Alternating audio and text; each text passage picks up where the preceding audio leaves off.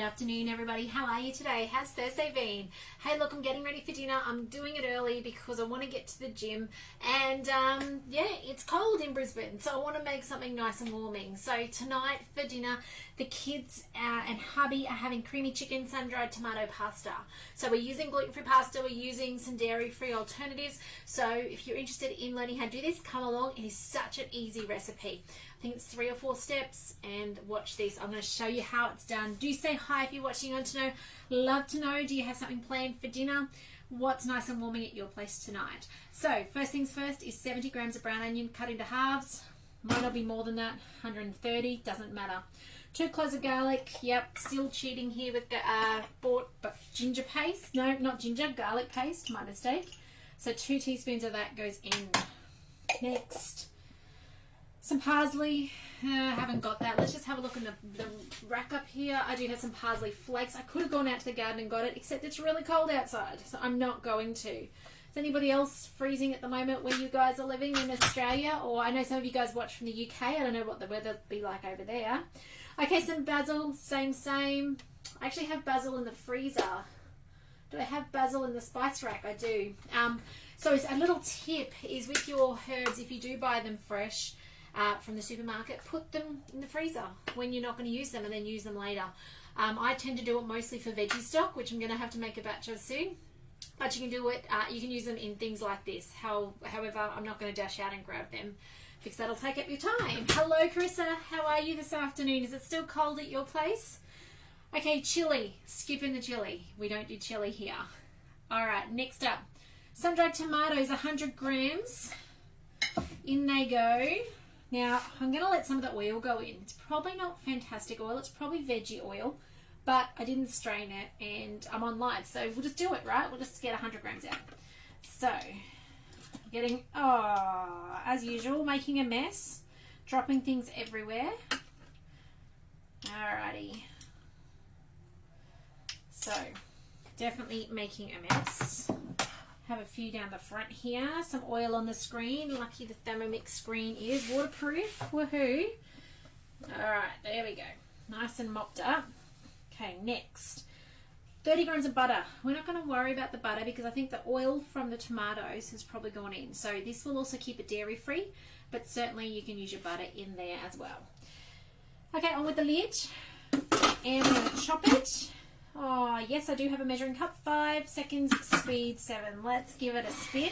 Off it goes.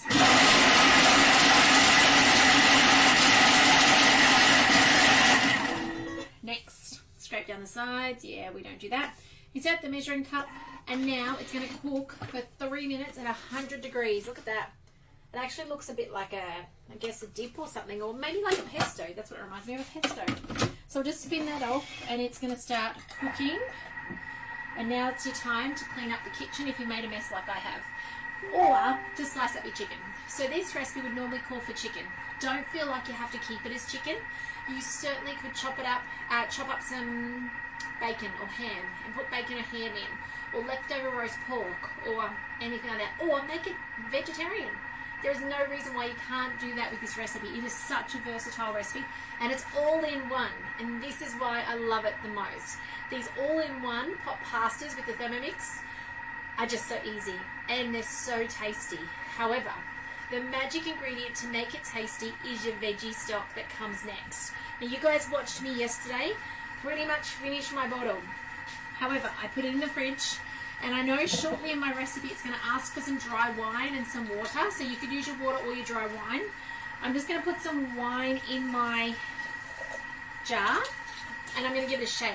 I want to get rid of all that stock so that it goes into my food, because otherwise it's going to go to waste, and I don't have any others at the moment. So just make sure that your lid's on properly. Today is the day of making a mess, apparently. There we go. We'll wrap it up in that to shake it. If you're not doing wine, it is okay, so long as you still have veggie stock in it. That truly is your magic ingredient to make all Thermomix meals amazing, is veggie stock. Or if you feel like chicken or beef, you can make that as well. However, you guys know I've only ever done that once, and I didn't think it was that fantastic. I thought veggie stock was just as good. So I've always just done the veggie stock. All right, hoping the lid doesn't come off.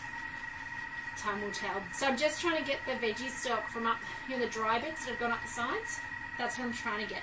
So in essence, I'm making liquid stock. If you've ever wondered how to make your liquid stock, if you open your veggie stock recipe on Cookie Do, you will actually find the proportions of water to stock to make your liquid stock. So that's there as well. I've also had customers dehydrate it and make it into powdered stock. You certainly can do that as well. Mostly in there now. That's about as good as it's going to get. But yes, using your herbs that are left over from a meal, chuck them in the freezer and then use them in the next batch of stock is amazing. And so much, I guess, a good use of the ingredients that otherwise might have gone to waste or the compost heap. So, 30 seconds to go. It's warm and sunny in the UK. Oh, I'm a little jealous, Denise. It is not warm and sunny in Queensland or Melbourne. It's raining in Melbourne as well. And one of my beautiful customers and relatives in Melbourne actually has no power. So they are in lockdown and there's been a whole lot of wind through and their power is out. And they're saying it could be 3 days. I really hope it's not 3 days, Barbara. All right, here we go. 7 seconds to go. She probably can't watch because her internet's probably not working either. Here we go.